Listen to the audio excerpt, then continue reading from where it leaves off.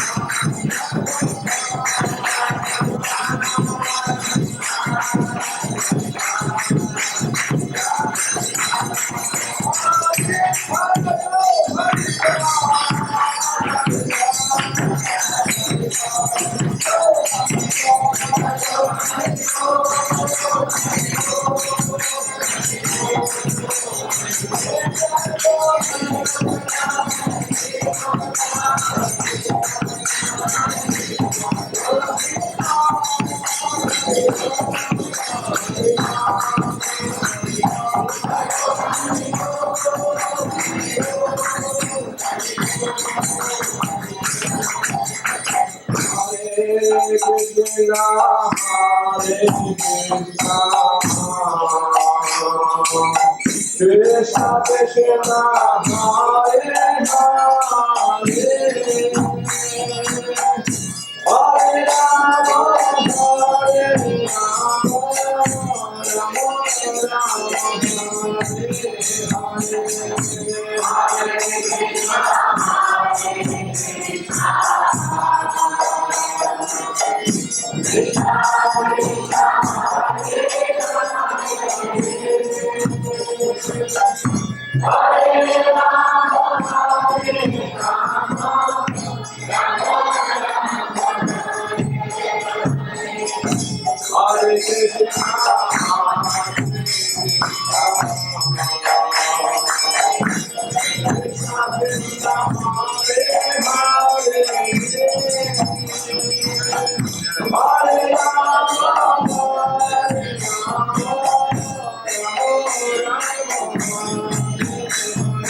As soon as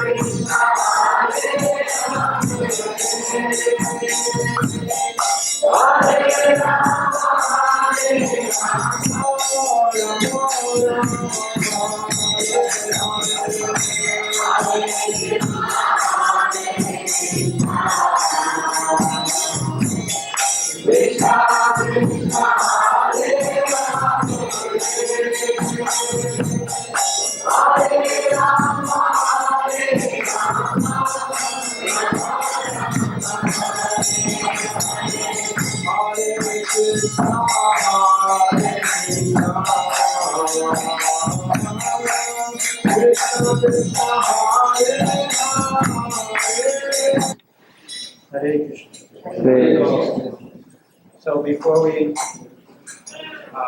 hear a lecture about the meaning of initiation from His Holiness Tamal Krishna Goswami Maharaj, we're going to do some very brief purificatory procedures for beginning.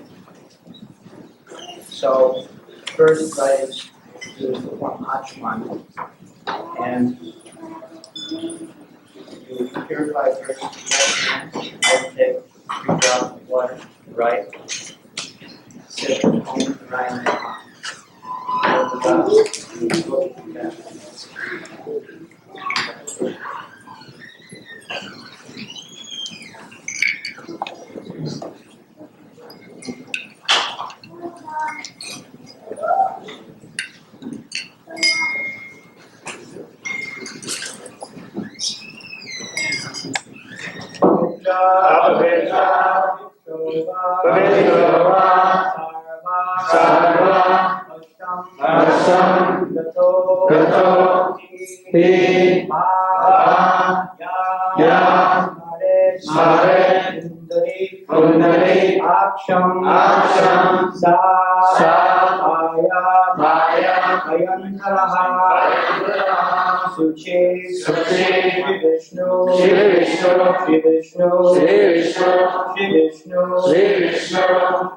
Again, on the other side. Achman.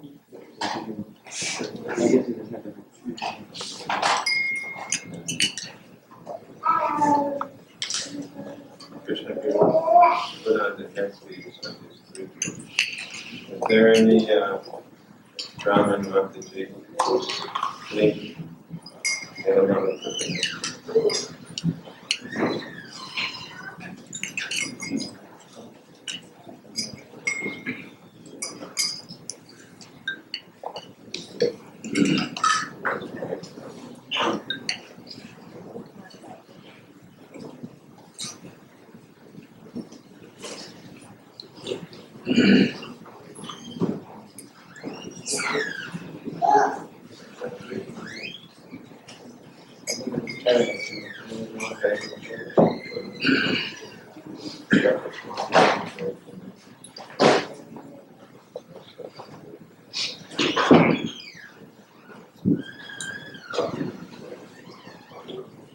Once again.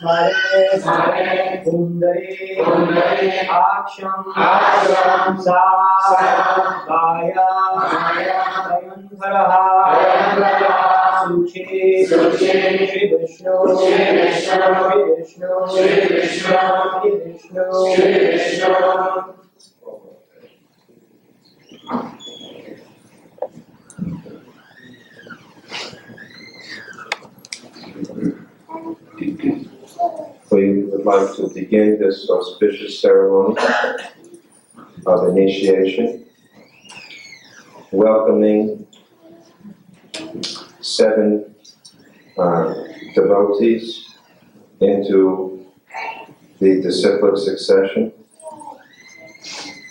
of the Sri Brahma Gaudiya Sampradaya, as well as 6 persons who are already initiated in Harinam initiation, who are going to get the Brahma Gayatri and other Gayatri mantras.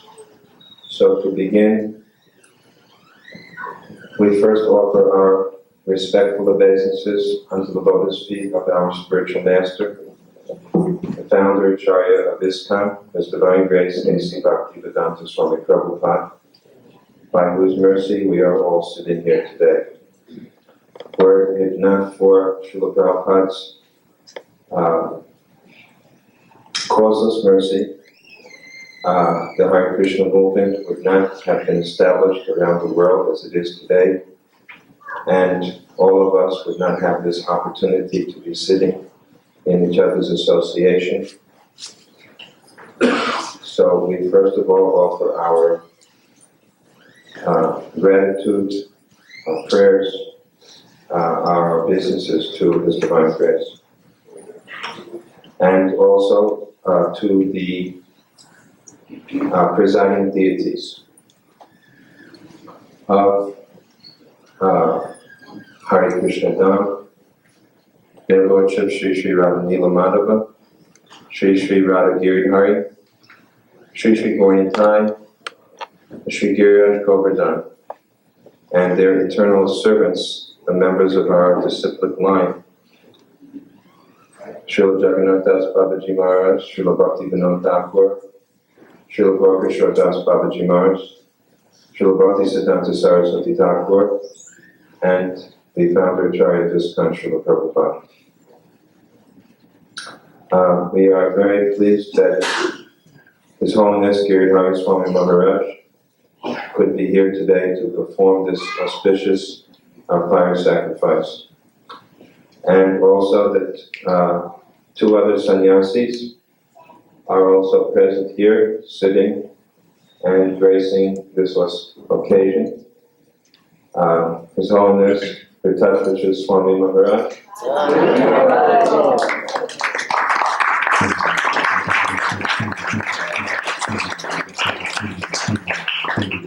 and His Holiness Keshava Maharaj.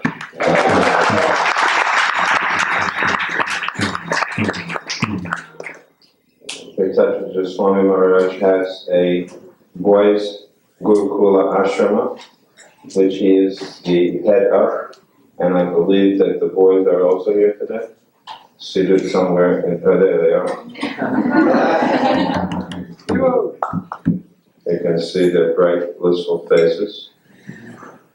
So they're also gracing this occasion. We also would like to welcome our godbrother Daneshwar Prabhu, who has come here from where? San Diego. Oh, okay, San Diego.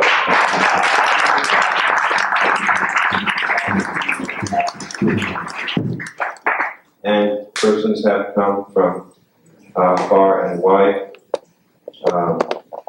Other nice Vaishnavas are also here. Please do not think that I'm disrespecting you if I don't name each one of you, but you're all very welcome that you came. And also to so many of our regular congregation who come here on every Sunday.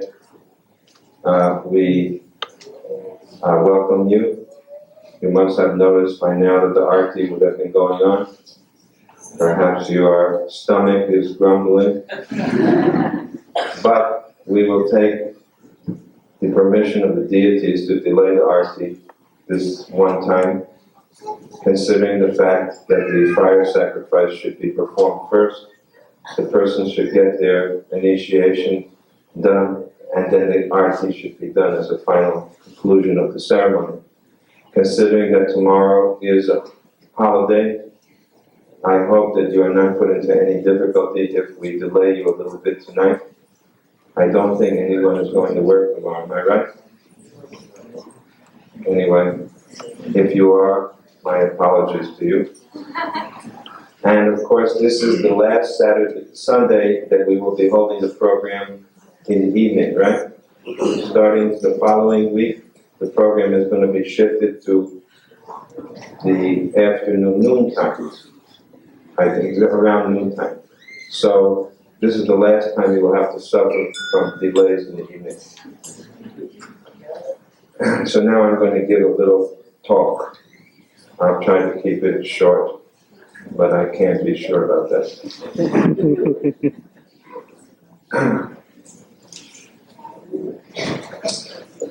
This is very important. This is a very important page in a person's life. the life cycle. Person is born, and there, even before birth, according to the Vedas, there are some samskaras, or purification ceremonies, which are performed even before a child is born. A child is conceived by the parents, and traditionally there is a ceremony for making the womb auspicious to receive a saintly child. And throughout one's life, there are a number of samskaras or purification rituals. One of them is initiation. Traditionally, in India, one may get initiated in a village by a guru.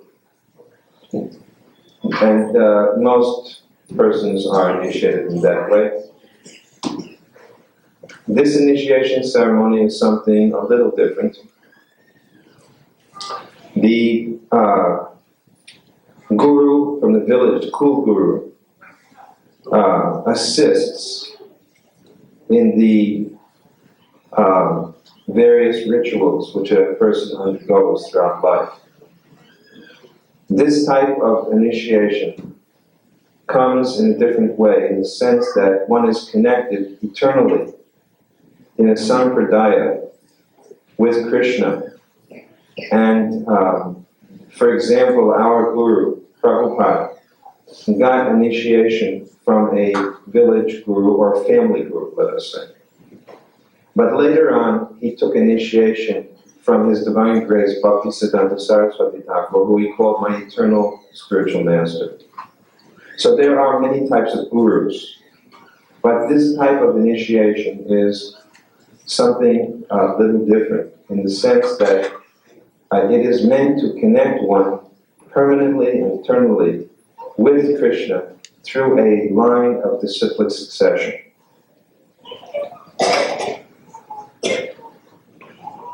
Nowadays, it is difficult to have faith in any authority. For one reason, that being that authorities sometimes fail to deliver what they promise. Neither are authorities seen any longer as absolute. Furthermore, there are so many authorities that very often authorities contradict each other. The first authority in one's life is one's father and mother. I was very pleased today for two reasons. On the one hand,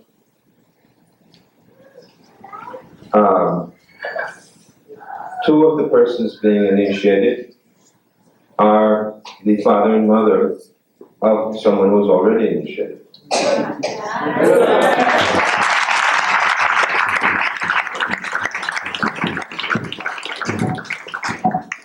On the other hand, another young lady who's being initiated, her name is Holly. Her parents, Mr. and Mrs. Ogren, have come from a long distance to be present, and we welcome you.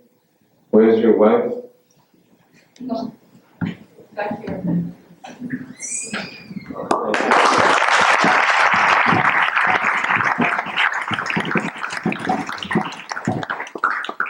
I always thought when I met Holly that, and I met her parents, they came to visit her and actually came to visit me in Dallas. And I thought that this is the most typically American girl, such a good girl, young lady, and her parents are very, very upstanding persons also. And although this seems to be such a different religious rite than they might have expected their daughter to participate in, I hope that what I say to them today will, and whatever she demonstrates in the years to come, should convince them that it is not as unusual as it appears to be. Although physically and in an external sense, I know it is very alien in so many ways. But it was also alien to me when I first saw it. But the principles which are invoked here are not so foreign as they appear to be, and I believe that they are common practically to most religions, and maybe all religions. For one thing, we are worshiping the Supreme Lord. And in that regard, we say that there is one Supreme Lord, and in Sanskrit we call him as Krishna. For another thing, we respect saintly persons. Within the tradition, there are many saintly persons. So in respecting the founder, for example, of a particular religious tradition, or the previous members of a disciplic line, this is something which, in a sense, is common to practically all religions. We give respect to a founder, whether it is in Christianity, in the form of Catholic Christianity, Protestant Christianity, there are founders. And there are great saintly persons. Similarly, within Islam and Judaism, the same principle is there. So it's not unusual to invoke the prayers and blessings of such exalted persons of the past. And not only that, but we do not believe that they're dead and gone. We believe that the great personalities are actually living still. And they exert their influence in favorable ways upon those who follow in a particular tradition. And thus we see that people still pray to the saints, or they pray to the founder, or they regard them in a special way. Some religions are even called by the name of their founder, to show how much respect is given to the founder. If someone says you give too much respect to your founder, but there are many religions which are named by the name of the founder.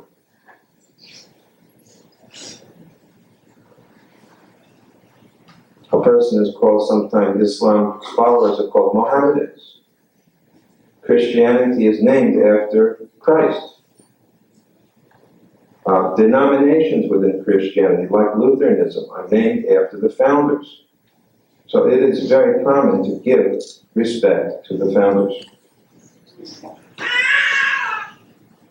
The initiation ceremony itself, what does it mean? There is a vow being taken. Again, in every religious tradition, vows are important. A new birth, for example, baptism, represents a new birth, a new life. In a sense, initiation is also the same. It is that type of new life, a new beginning. Just like that church, what does it say? That church, what's the name of that church in the corner? The bus says, church, the church of the new beginning. You don't even know the local church. Church of the new beginning. Because when one takes actively to a religious process, it is a type of a reconfirming of vows, a new beginning in life. A change. One gives up certain old habits which one finds no longer are acceptable, or at least which one does not feel will help one to advance in spiritual life. So, for example, those who are initiated here, they give up certain habits. For example, eating of meat, fish, and eggs, gambling, intoxication, illicit sex life. These may not be exactly the same in every religion, but every religion has its rules, its prohibitions. And it also has so many things which you should do. You should do certain things, you should not do other things. The rules are what you should do, the prohibitions are what you should not do. So here, one should glorify God. So those who are getting first initiation are taking a vow that they will glorify God a certain amount of time every day. Now, hearing that, one may think that this is sort of just vain repetition of God's name. Why put a number on the times that you chant the names of God? It's not so unusual, by the way. If you look at a rosary A Buddhist rosary and a Catholic rosary each have 54 beads. And our rosary has 108, which is 2 times 54. So it is quite standard, even in other religious processes, to fix the number of times. It doesn't fix the quality, but it does fix the quantity. Because we have we have some control over the quality, but we have much more control over the quantity. I may not be able to say God's name yet with full love and devotion, but at least I can say it a certain number of times every day.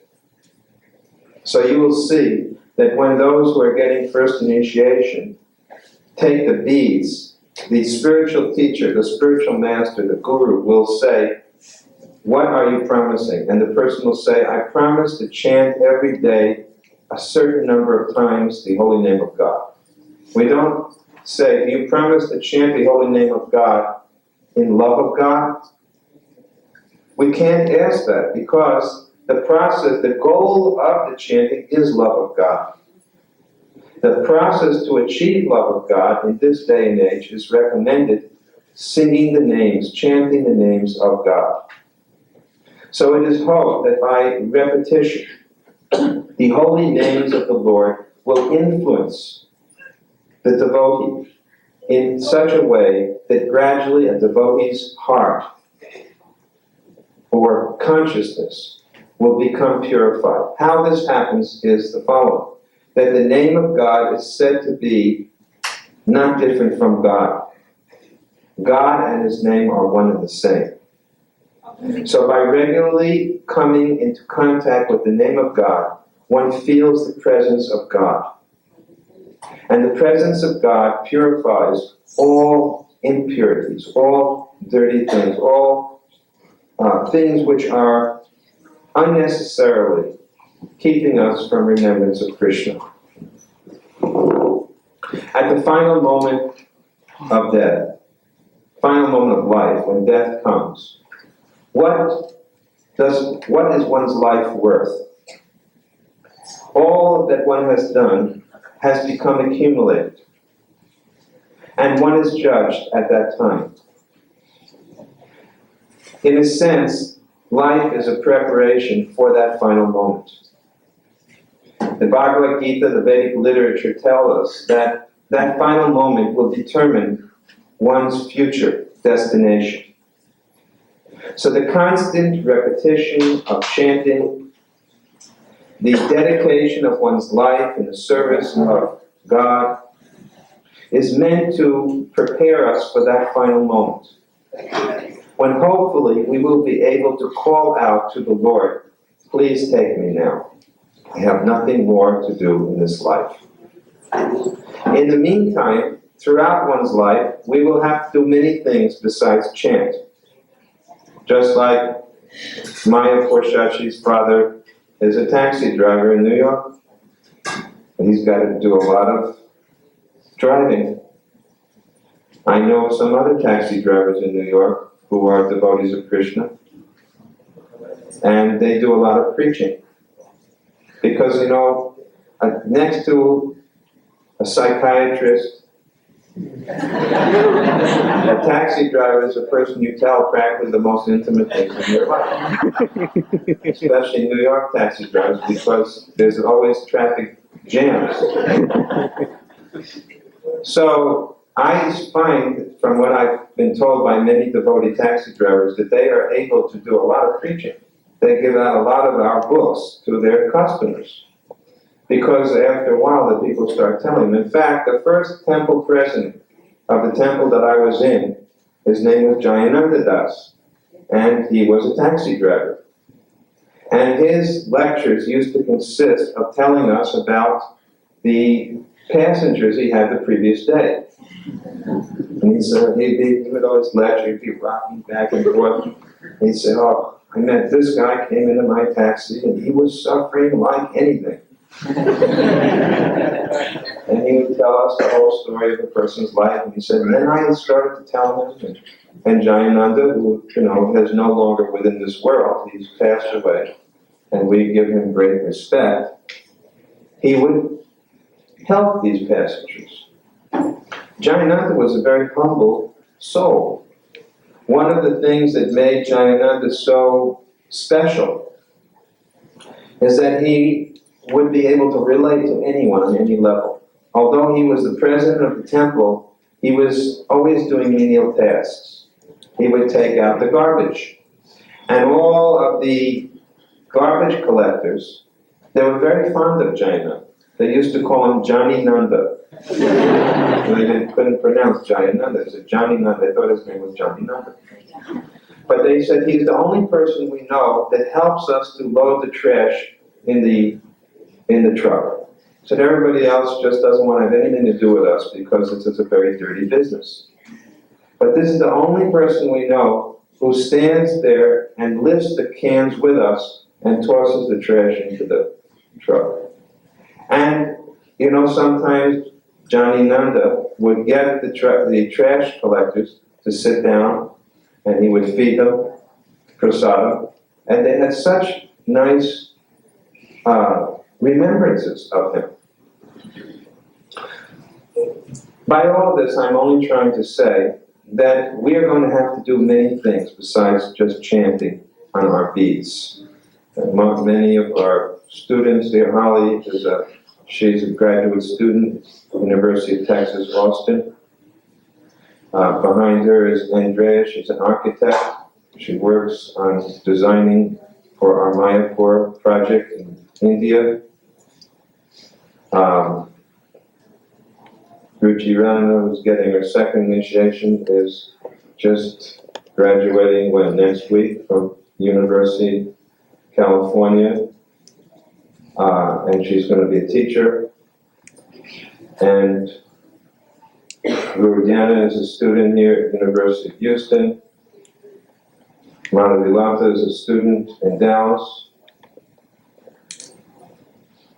Then there are other persons, book distributors here. Two of them are ladies, are very good book distributors. Kalindi, Bhakti Jo has come from England. She's a book sales lady there for our book trust. Dan here is a lawyer practicing in Dallas. Our couple here, Chakradari and his wife, are business people here in Houston. Narendra is a professional also here. Mayapur Shashi's mother works in New York. What kind of work?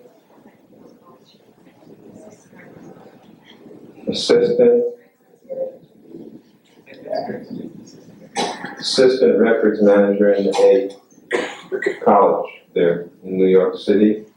So, obviously, these persons have many things to do in life, in addition to chanting. But it is hoped that you will be able to bring with you into your daily activities your Krishna consciousness. Krishna consciousness is not something which you leave behind at the temple or in your home when you finish your morning chanting, and then you just forget about it and merge into the mainstream of material existence. You have to learn to fulfill your duties, but you fulfill those duties in a Krishna conscious manner. Lord Krishna in the Bhagavad Gita, the whole Bhagavad Gita is basically to instruct how this is possible. The hero of the Gita is Arjuna.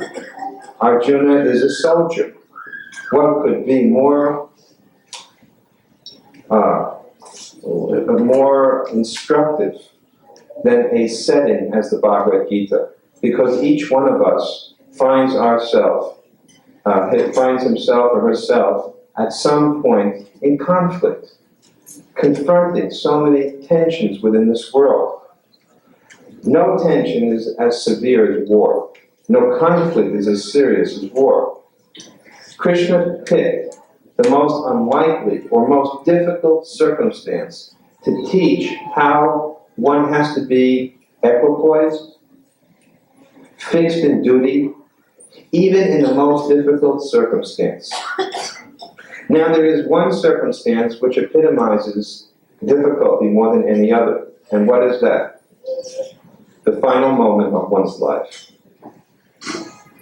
At that moment, I return to this again, because I said it earlier. Everything is tested. And you have to be equipoised. You have to be able to fix your mind on the Supreme Lord. One of my godbrothers, Kesha Bharati, very nice devotee, some of you know him. He's right now in California with his mother. His mother is a very strong Christian. And he's her only child. So even though he's like a vanaprastha, practically like a sannyasi, even though he's in charge of our project at Govardhan, he left India, flew back, and he's spending month after month with his mother, and he's reading her the Bible, reading her also from Krishna book, and helping her. And he said to me that he is learning so much from his mother, seeing how regulated she is, that she's so austere. She rises early in the morning. She says her prayers in a regular way. She's constantly attentive to hear about God and think about God. So this whole preparation of initiation, initiate means to begin. This is a beginning. And it is a beginning in which you are taking vows and basically dedicating yourself that I understand that the purpose of this life is not only to find pleasure and joy within life, but to see this life as a preparation for the time when I will have to leave this world. According to our tradition, we believe that the soul does not die, the soul lives on, and the soul seeks its next destination. If possible, one should return back to the kingdom of God, the spiritual world, to be with Krishna. If that is not possible, then at least all that you have done in Krishna consciousness will promote you to a better future in the next lifetime. What is our goal? Our goal is loving devotion to Krishna. Our goal is to learn the art of devotional life. It is an art. Now we learn so many arts in school, in the university. But where are the arts of what is done in the kingdom of God? The wonderful quality of our scripture is that it presents immense detail about God and God's kingdom and the activities that go on in the kingdom of God. It provides us with training in the skills which we can learn. At the same time, it also requires that we relate what we learn to this world. So it's a training on two levels. On the one level, a training for what will come in the future afterlife, and another preparation for how to live within this lifetime, how to proceed through life without creating unnecessary difficulties for oneself. That's called karma. How to understand nature's laws, how to coexist within this world in a way which is not inconsistent with nature. I think it is wonderful that more and more people today are finding that many of the conclusions which we read about in the Vedas are now being accepted. For example, the benefits, the sanity of a vegetarian diet, that it's economically appropriate, it makes sense. The kind of lifestyle that we lead, which doesn't encourage unnecessary consumption of consumer products. Now it's being seen that the technology has run a course in which there is so much ecological difficulty being created by toxic wastes of various types due to producing commodities just to satisfy, to gratify people's desires, when a more simple lifestyle could reduce those desires and thereby reduce all of these wastes and make the world a much more livable place. Well, Krishna Consciousness teaches that simple lifestyle.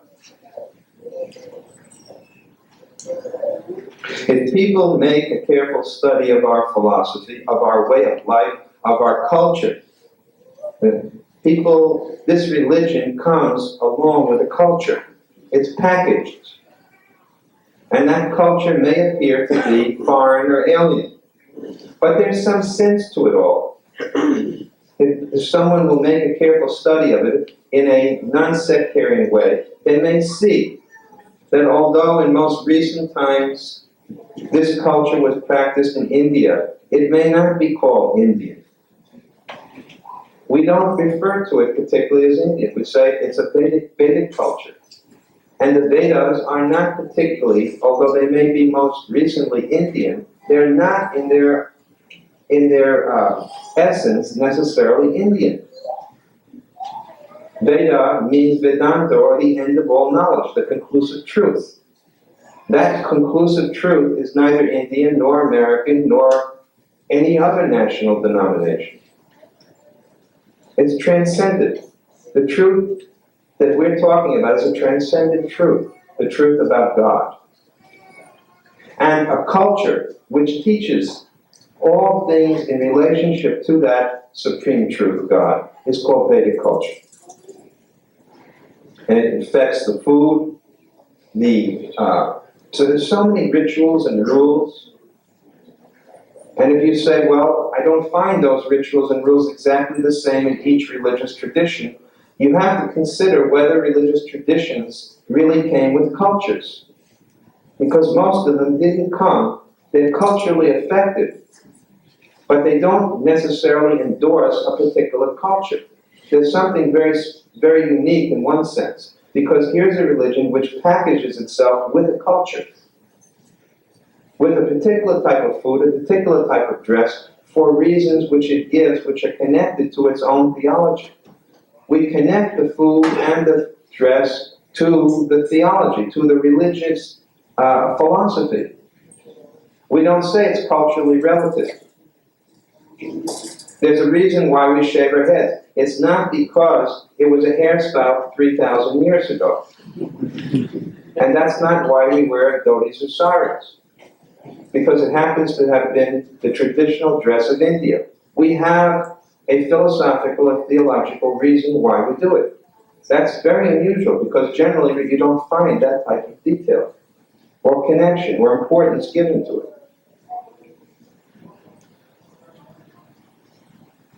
All of this is to say that to come here today and take initiation is not an easy thing. I don't think it's an easy thing. It's not an easy thing for the people sitting here today, who are of different nationalities. You know? This couple here are originally from which part of the CIS? Ukraine. They're Ukrainians from the former Soviet Union. And as I said, one girl is from England, another lady is from Malaysia and other places, mixed together, now from Australia. So people are coming from different traditions. It's not easy to come to this point of accepting all of this packaging. I think even for, a young lady like Gurudana, it's not easy. She tells me when she's at the University of Houston, she gets so much abuse. Who abuses her the most? The Indian students abuse her the most. They abuse her like anything. Why are you wearing a sari? She doesn't get abuse from Americans. She gets abuse from the Indian students who are ashamed of their own culture. That I never travel on Air India because I get the worst treatment from the Air India stewardesses who can't stand the fact that I'm a sannyasi. Because they don't want to be Indians. They want to be Western. I never travel on Air India. Never. Not only do I travel on Air India. And Prabhupada also didn't travel on Air India. It's not just because of the planes being worse or anything. It's the attitude of the stewardess. I was on one flight on Air India, And they served out the meals. And one lady, elderly Indian lady, she became very disturbed. So the stewardess said, "What is the problem?" So her son was traveling with her. Her son explained that my mother's 70 years old. For 70 years, she has never eaten meat. You just served her meat. So what does the stewardess say? "No, I'm sorry." She said, "Oh, I didn't." And the mother ate some of the vegetables which were on the plate. So the stewardess didn't apologize. She said, "Oh, don't worry, I'll bring you a vegetarian meal." No idea of what may have been in the, what type of a trauma this caused this elderly lady. So this is a very difficult thing to come to this point of initiation.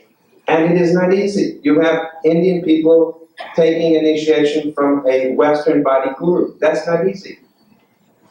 That's not easy. That's a reversal of roles, isn't it? Because we were Western, it's very easy to take initiation from an Indian body guru. Gurus are Indians, not Americans.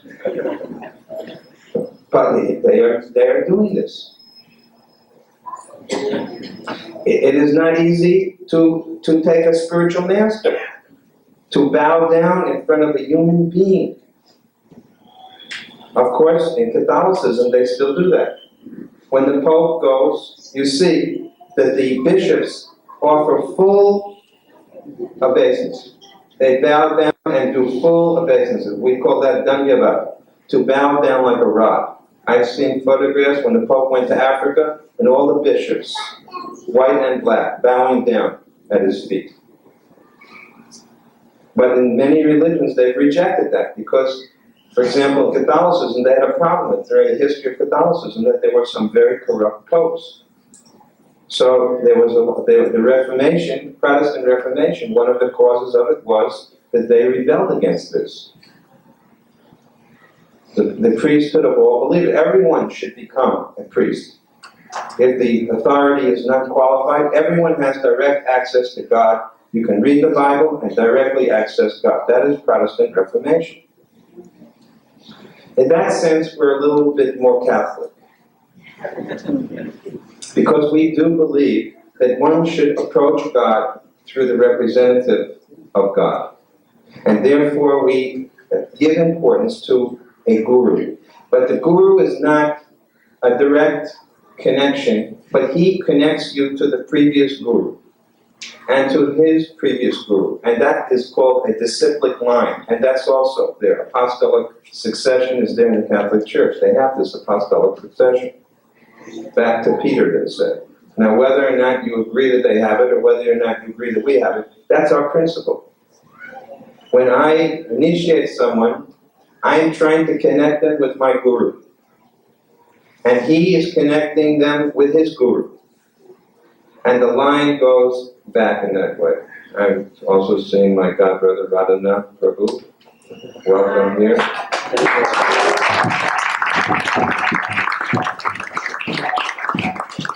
Thank you for gracing this occasion.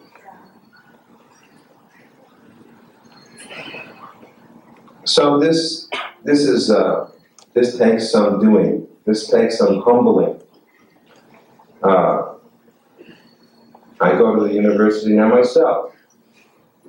The relationship between the student and the professor is not really the same as between a disciple and a guru. I found that out when one of my professors, who I was discussing something with, said, "I don't agree at all with the professor who trained me." And I thought to myself, that's very interesting. Because if I ever said, I don't agree at all with my spiritual master, I wouldn't be sitting here. There'd be no disciples, I'd have no friends in this movement. I can't say that. I can't think that way or say that way. Now that sounds like we are demanding absolute surrender. No. What is the Bhagavad Gita? Simply questions and answers. What is the Srimad Bhagavatam? Simply questions and answers, but with one difference. It says that when you when you want to learn the truth, approach a spiritual master and question him, but question without challenging. The questioning should be there, but not with a challenging mentality, with a respectful mentality. Now, I try to reassure parents. I'm trying today to reassure our father as much as I can by anything I can say, that I pray that in her respect for me, her respect for you only increases. In other words, it is not that the Guru says, you just respect me and you disrespect everyone else. That person is not a Guru. Because we are trying to teach that you should respect everyone, even a lowly ant should be given respect. Every living entity should be shown respect. What to speak of one's parents, just like Guru Diana, she wanted to get her second initiation. I said, unless you get your mother's permission, you can't get second initiation. Did you get it? Is your mother here? Where is she?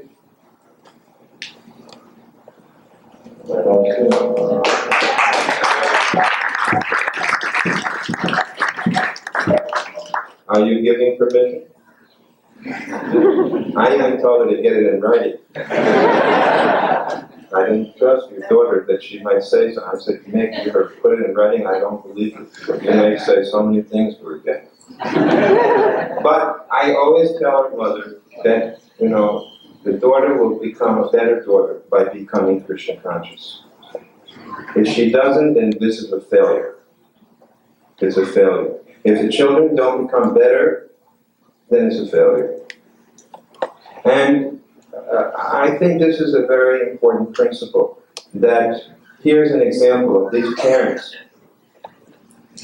These two parents, father and mother, today I was meeting them, I was interviewing them before their initiation, because before someone can get initiated, we have to see that for 1 year they have been chanting 16 rounds or more, they have been following all our rules. And they told me that we always tell our daughter that the greatest safety you have is to be Krishna conscious. They said, you may not be able to depend upon us. We may disappoint you, but Sarvabhauma and Guru Bhakti and your Guru will never disappoint you.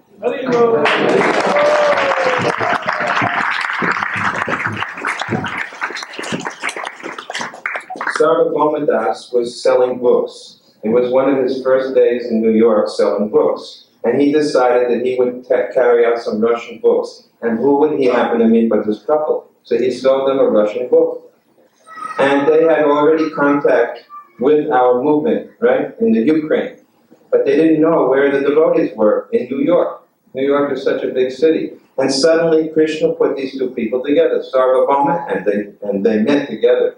And Sarvabhauma gave them a book, told them where the temple was. Then Guru Bhakti at that time was doing her internship in New York, so they met Guru Bhakti, and Guru Bhakti took care of them a little bit, helped them, took care of their daughter.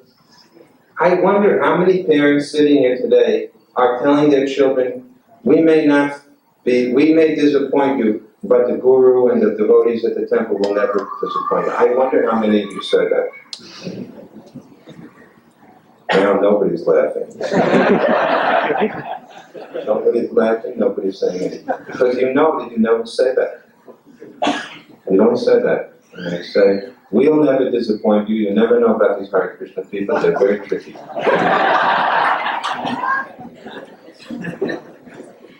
But here's the parents who said, this girl will be safer. If she's a devotee, she's safe. Do you realize how much responsibility that puts on our shoulders? So much responsibility. Just like the other day we did a wedding ceremony in Dallas, right?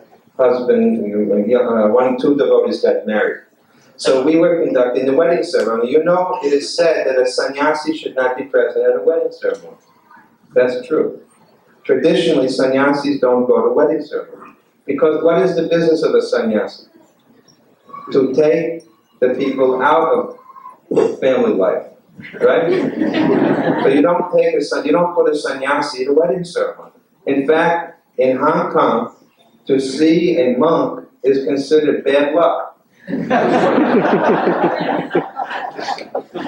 If you're on the way to the races, the horse racing, and you see a monk, you're supposed to go back home.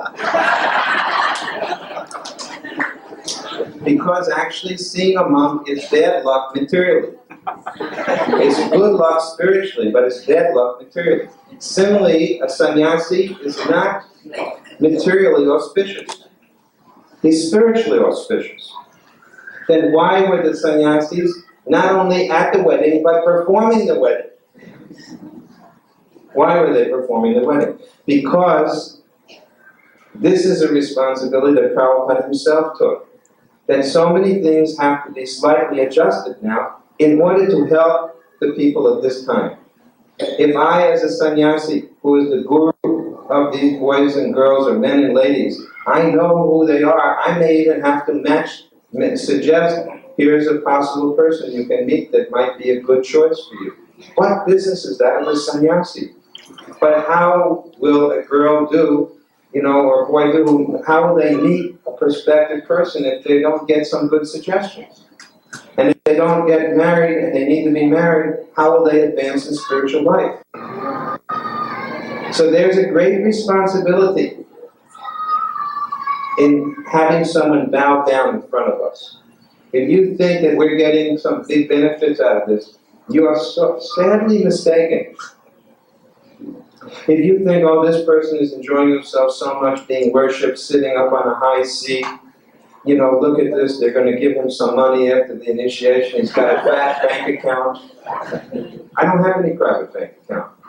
I have no private bank account. I don't file income tax returns because I don't have any money. Whatever I get, I give immediately to ISKCON. I never get to touch it. That's the way that we live. But then we get headaches out of this. You should see the condition of our sannyasis in this country. They're suffering from migraine headaches. They've got this physical ailment, that physical ailment. They're taking so much difficulty and trouble. The temple president takes so much difficulty and trouble. Did you know that the temple president takes 1/6 of the karma of whatever goes on in the congregation who visits and worships at the temple? You should see a before and after photograph of the U.S. president. You ever see 4 years later what they look like? Let's see Shyam Sundar after 4 years. Because the temple president gets 1/6 of the karma. I told your young ones that you do the ceremony so you can share in the karma. I told them, whatever is mine is yours, and whatever is yours.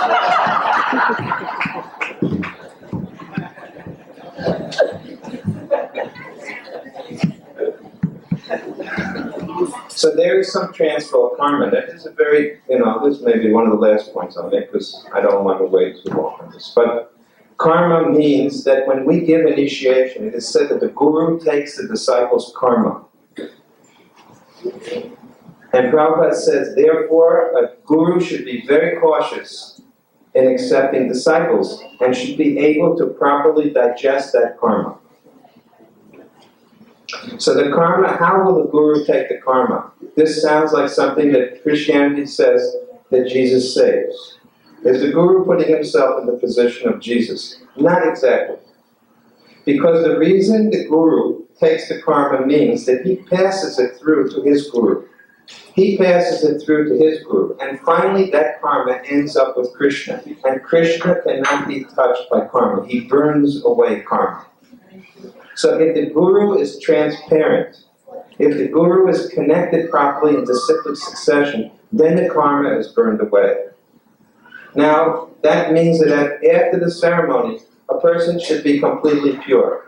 And if they're not, it means that the guru, something's wrong in the connection. This is a difficult question which I will answer next week. It is a big question, but you can think about it. It is a paradoxical question. If everything I said is true, then when these people get up, they should be completely pure. And I won't say whether they will be or not, but this is a good question. How, the same question is, when you see the deity, you're supposed to become completely purified. Why is it that when you go out of the temple, you again do sinful activities? If I'm here next week, I'll answer this question. If not, the Sunday lecture could answer. Because it's a big topic of what we do to again establish so many sinful activities all over again. So, many things have been discussed here today. What is your job here? You're not just here to be entertained. We are asking everyone here for something. We want you to give your blessings to all of those who are getting initiation today. You give your blessings. You may say, how can I give blessings? I'm just a fallen soul.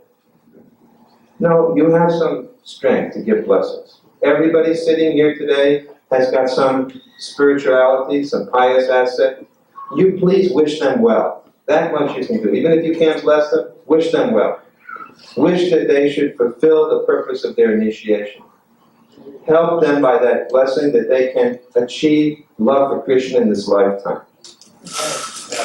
That is our request.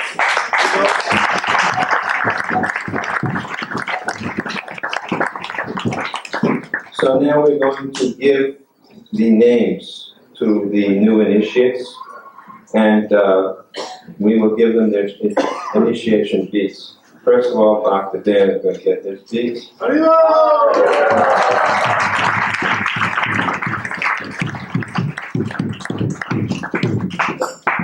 Dan, please tell us, what are the 4 vows that you take? Loudly, please. The 4 vows, the first vow is to not eat any meat, fish, or eggs. The second vow is not to gamble. The third vow is not to engage in illicit sex. And the fourth vow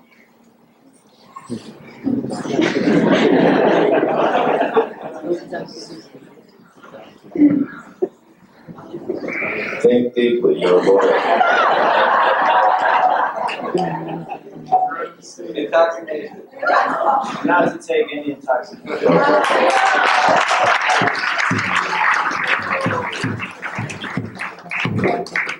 How many rounds will you chant every day? 16 rounds. Okay. So we are giving you, since you are a lawyer, the name Dharma Das.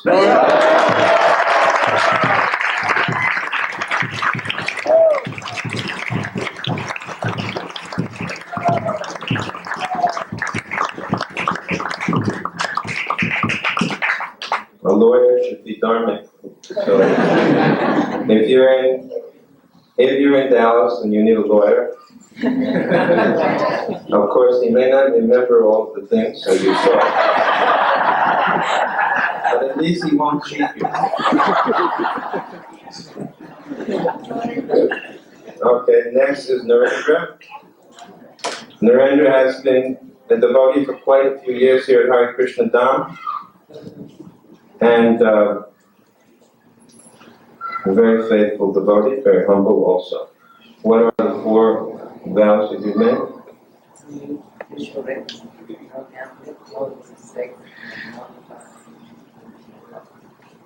And every day, how many rounds? Okay. So we are giving you the name Nandalal Das.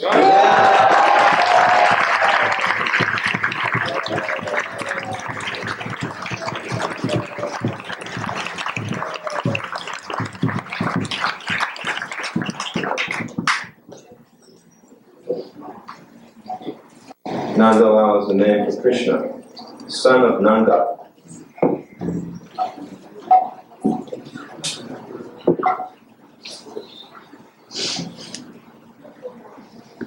So, Alex, what are the 4 rules?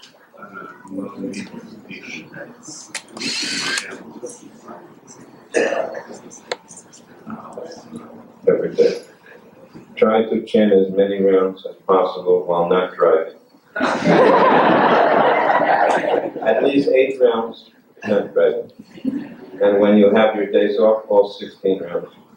That's good. Okay.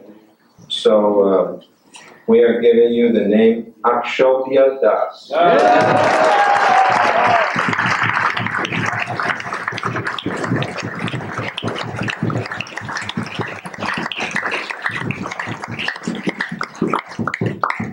Akshavya means one who cannot be moved.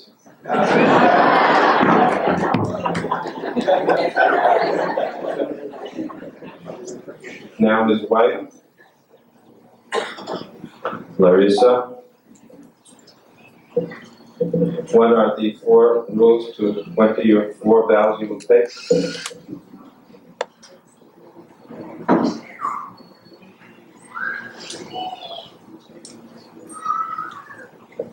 So we are giving you the name Leela Shakti Devi Das.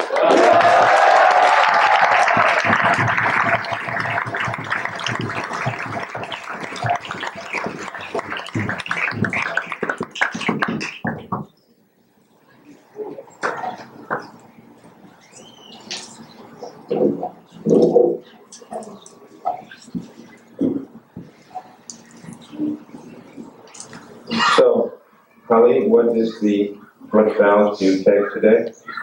No meat, fish, or eggs. No gambling. No illicit sex. No intoxication. And always respect your parents. Keep friendship with your parents. Keep very close relationship. They should never blame me for anything. They should never say you stole our toilet. I don't ever want them to say that. Okay, we are giving you a very good name, Harikanta Devi Das.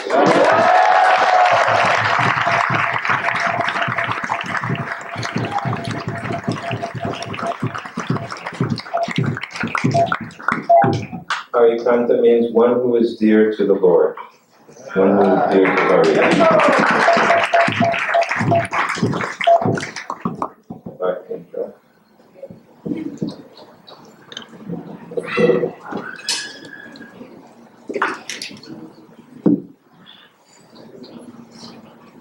What are the 4 vows of the day?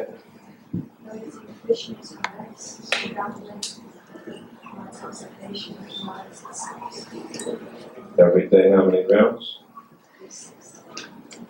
At least. Okay, we are giving you the name Jamuna Jaya Devi Das.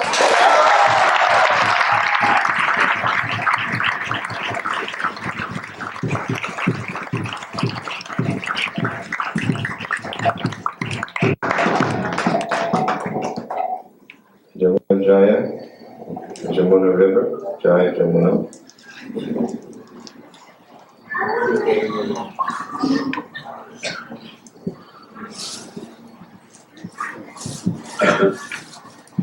Bhaktivedanta, she has a twin sister also who's just gotten initiated recently from His Holiness Bhaktivedanta Swami in Mayapur. Very nice. The sisters are lookalikes, and so we are remembering your sister today also. What are the 4 vows that you take?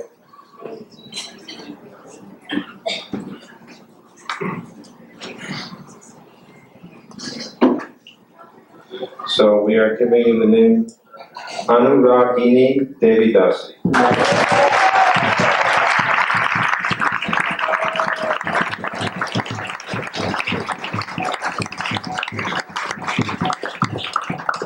Anuragini is the name for Srimati Radharani.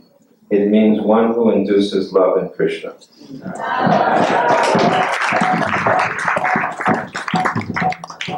So now the rest of you are getting your Gayatri mantras, and that you'll do after the fire sacrifice.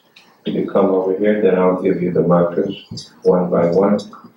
1, 2, 3, 4, 5, and 6. Okay, Dharmadas, you can return to your spot here. Now, I will turn over the microphone to His Holiness Giridhari Swami Maharaj to lead us in the prayers. You can all recite the prayers as he says them.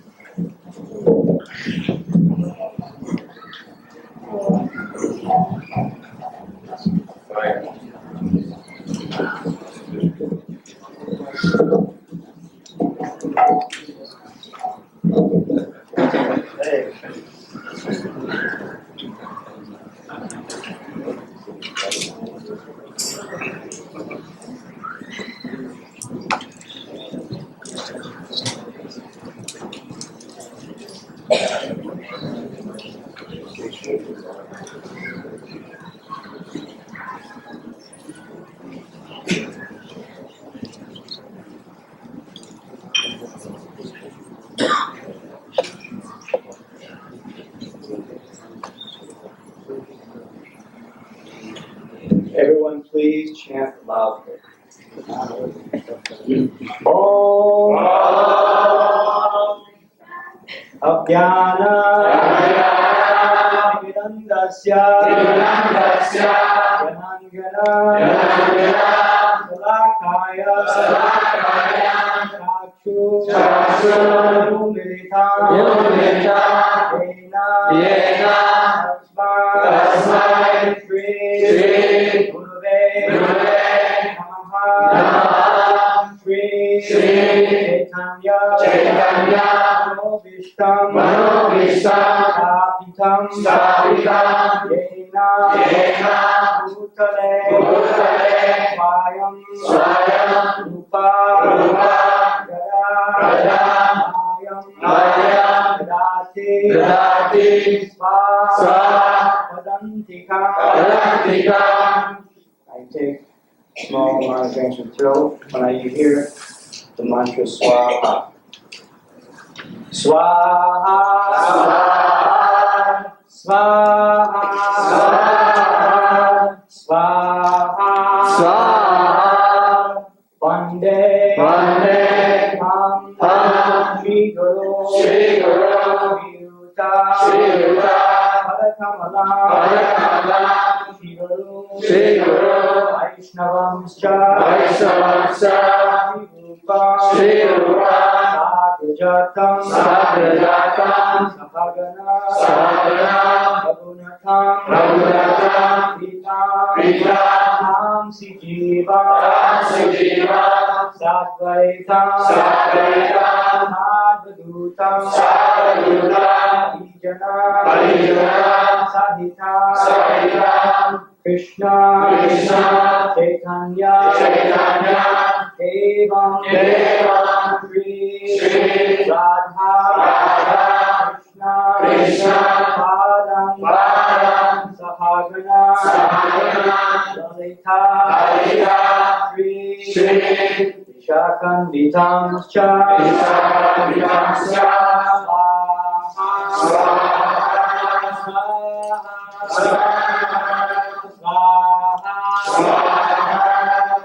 Namah Om Vishnu Padaya Krishna Kristaya Bhutale Srimate Bhaktivedanta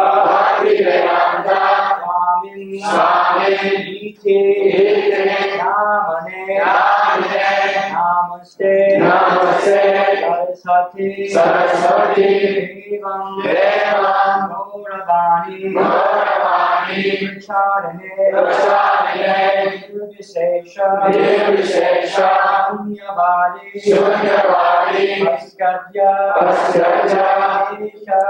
Esha Dharane Swaha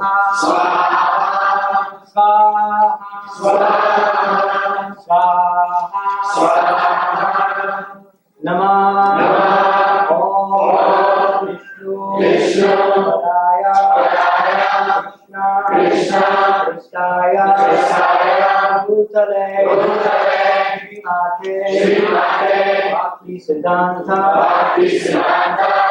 Saraswati Nite Namane Shri Harshavandi Devi Ayakaya Mahajaya Krishna Sambandha Vijnana Dayane Prabhave Namaha Madhuryojjhala Premadhya Shri Rupa Nuga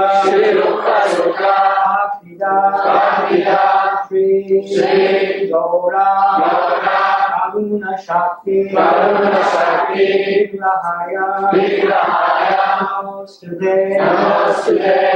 Namaste Namaste Gauravani Murtaye Ninatarane Rupanuga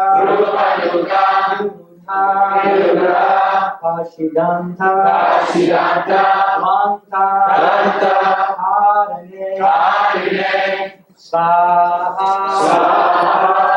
Svaha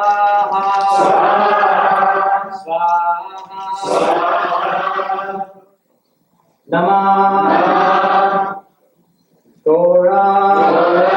Shoraya Saksha Vairagya Murtaye Vipralamba Sambore Nambujaya Hare Namaha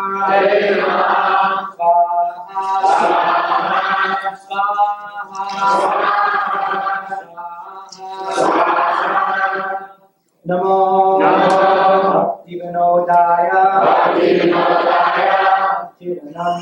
Satchidananda Namane Gaura Shakti Marupaya Rupanuga Ayate Svaha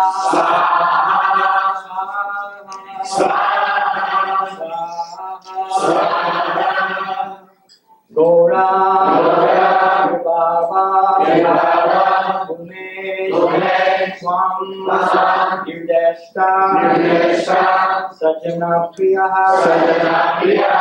Vaishnava Sarvabhauma Shri Jagannataya Hare Namaha Swaha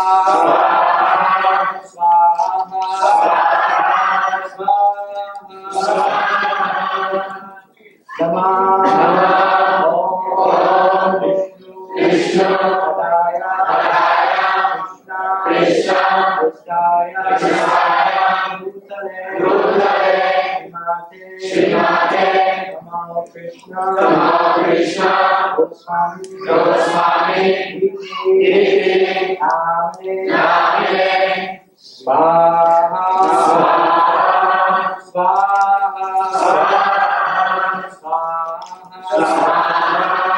Pancha Arubhyascha Kripa Sindhu Yevacha Patitanam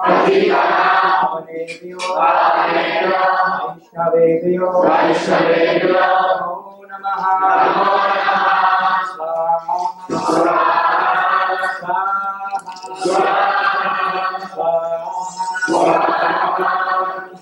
Namo Vandanaaya Krishna Premaya Hridayate Krishnaya Krishna Chaitanya Namne Gaura Vishe Namaha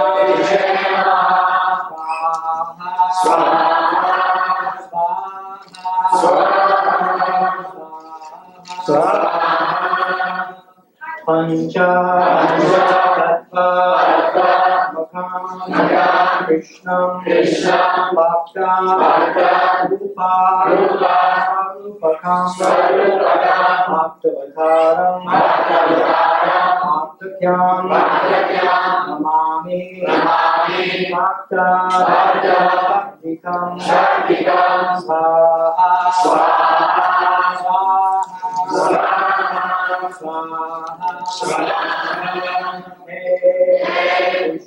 Krishna Karuna Sindhu Dinabandhu Jagadhare Mukesha Tikakanta Adakanta Namaste Svaha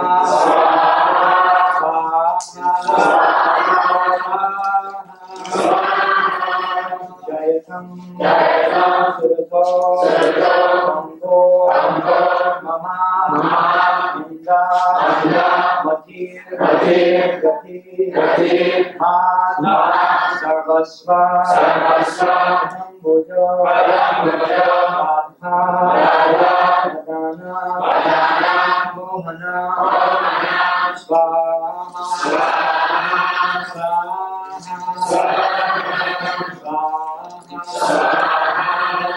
Divya Indaranya Alpa Drumadaha Sima Ratnamdara Mahasana Rishi Radha Lila Govinda Deva Ishtalivi Sevyamana Smarami Swaha Swaha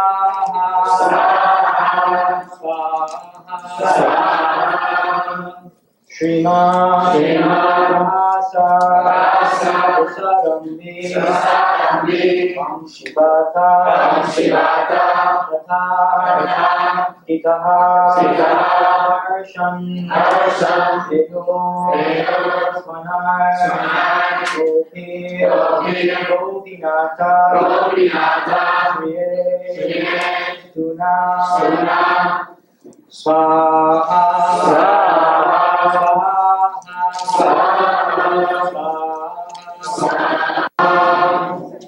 Hatta Kanchana Gaurange Radhe Vrindavaneshware Shubhanu Devi Manamami Hari Priye Swaha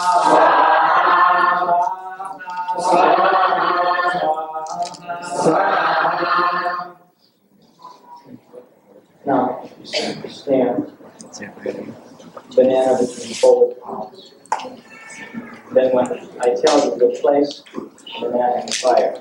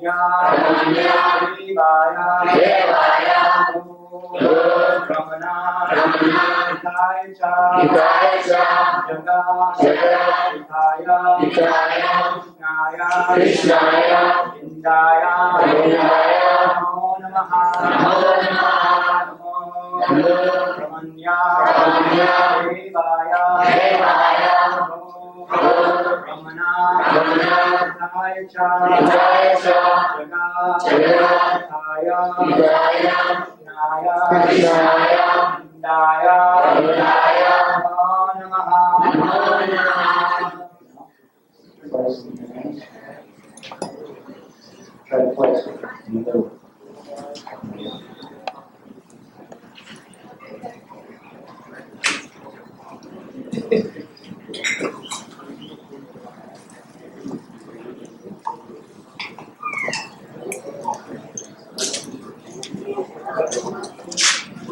Shri Krishna Chaitanya Prabhu Nityananda Yadvaita Radha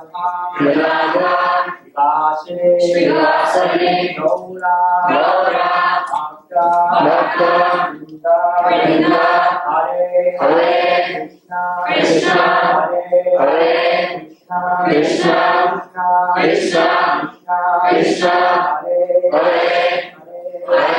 Hare Rama Hare Rama